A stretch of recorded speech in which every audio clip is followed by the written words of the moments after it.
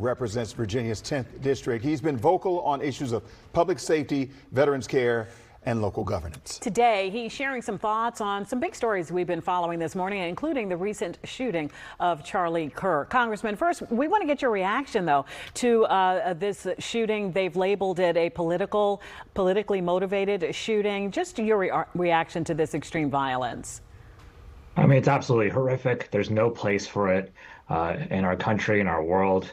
And unfortunately, it's not an isolated incident. There's been a trend towards political violence, whether it was the state senators in Minnesota who were shot or, the governors in Michigan and Pennsylvania. And so even our own office received a threatening email recently, and we had to take action as well. And so we are really trying to stay vigilant on Capitol Hill. And I think long term, we have to figure out, one, how to make these events safer so that people feel they can come to a political event and feel safe, and two, what we can do to tone down the rhetoric on both sides, because frankly, it's gotten more and more heated, and there's been a correlation between that and the rise in political violence. Congressman, you mentioned toning down rhetoric. We hear this all the time. In fact, we've been hearing this for a couple of years now, toning down the rhetoric. It has not happened. We have not seen that. So how do you, in your opinion, how do you tone down the rhetoric so we perhaps may not get to the point where people are doing these political assassinations, or at least attempting them, or making threats even? Yeah, when things happen like this, the first thing we do is we have to come together. We have to acknowledge how terrible it is. We have to acknowledge that we need to fix this, that we need to move forward.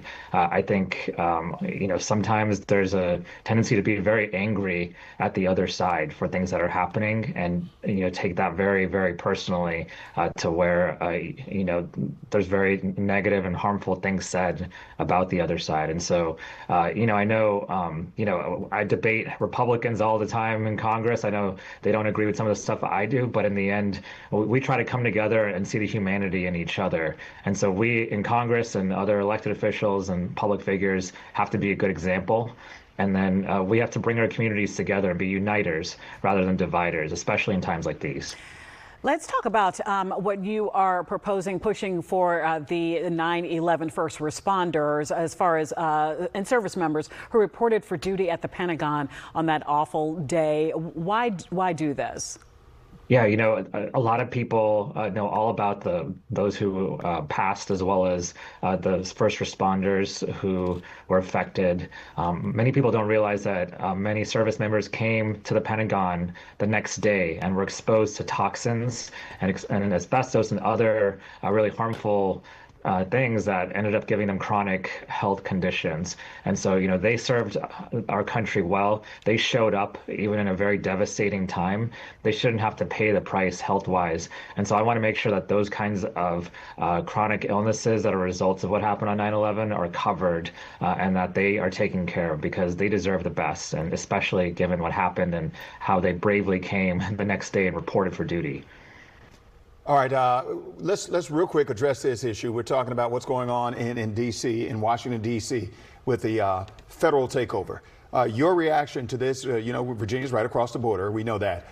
What is your reaction, your perspective on this federal takeover and it moving and expanding potentially to other cities? We heard Memphis being mentioned as the next stop for the National Guard. I think this is all a political maneuver, and it's not what's best for the city, what's best for visitors to Washington, D.C.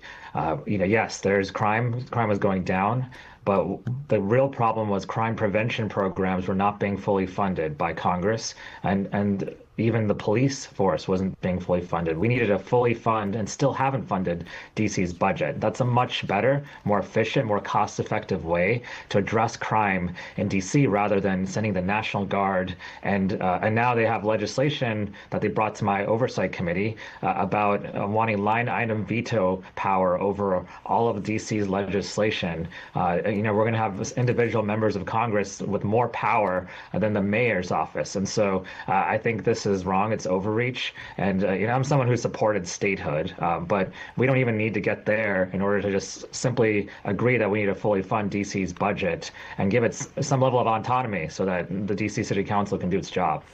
Congressman, we appreciate you spending some time with us this morning here on WUSA 9. Thank you.